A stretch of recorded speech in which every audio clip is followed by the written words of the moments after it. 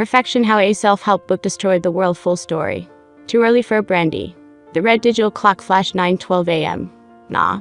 Money-wise, it had been a hard couple of weeks, months, and, now moving into, years for Emma. The self-help book industry, her coalface for most of her life, was in ruins. The last time she had a book published was 3 years ago, and the royalty checks had been shrinking every payday since. Luckily, Emma had her cabin in the middle of blissful nowhere. She'd lived alone for years. Just her and the dogs, no debts, no dependents, and no problems. Just less money to live on each month. All in all, it was a perfect life for someone who spent her entire life telling other people how to live their lives. Emma stared at the blank screen illuminating her face. She'd always been good, no, one of the best, at writing self-help books. It was not the most usual of professions, but Get Thin or Die Tryin' and The 7 Habits of Highly Effective Nuns had been bestsellers. Even better Pooh, better you had sold units. And then everything had stopped. Her publisher refused to take her calls, and her agent had quit to go and live in Nepal. Out of the blue, no one wanted self-help books anymore. She drained the last of her brandy and put the plastic cup next to the reason why self-help had lost friends and any influence over people. Perfection. No author, no publisher. It appeared on Amazon Kindle 4 years ago, and within a year had become the best-selling ebook of all time. The only reason Emma had a hardcover copy was paying through the nose for an Amazon auto-published version. It even cost so much she could only afford 29 bottles of brandy that month. 3 years ago she bought the book, ordering it after reading the last email she'd received from her publishers, possibly from anyone not counting newsletters. We need our version of perfection, fast. Accepted synopses will receive a $500,000 advance. The world's greatest self-help book had sat on her desk, between the laptop and leaning tower of plastic cups, ever since. The reason Emma hadn't read the book wasn't a lack of motivation, laziness, or even ambivalence, but a simple rule. Never compare yourself to your competitors. Review, refocus, and regurgitate. Harper Lee Press, 2004. So while Emma had penned 17 self-help books, and been lauded in the psychospeak industry for almost 23 years, she'd never read one she hadn't written. Not that she wasn't curious of other authors' work, mind you.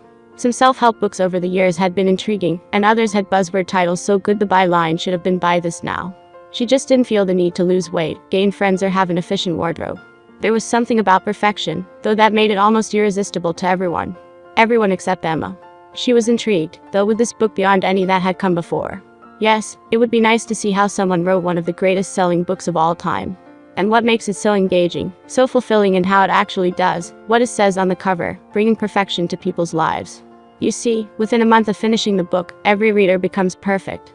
Their work-life balance perfect. Ideal weight achieved.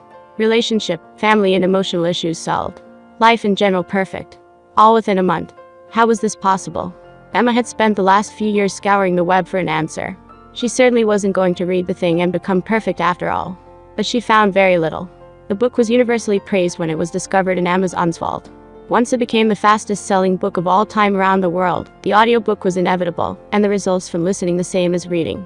The audiobook was soon broadcast 24/7 on radio, television, and through all media platforms. An inevitable backlash never materialized, as those who complained about the book were challenged to read it, and never heard from again. Not because of anything sinister, but their lives had become perfect.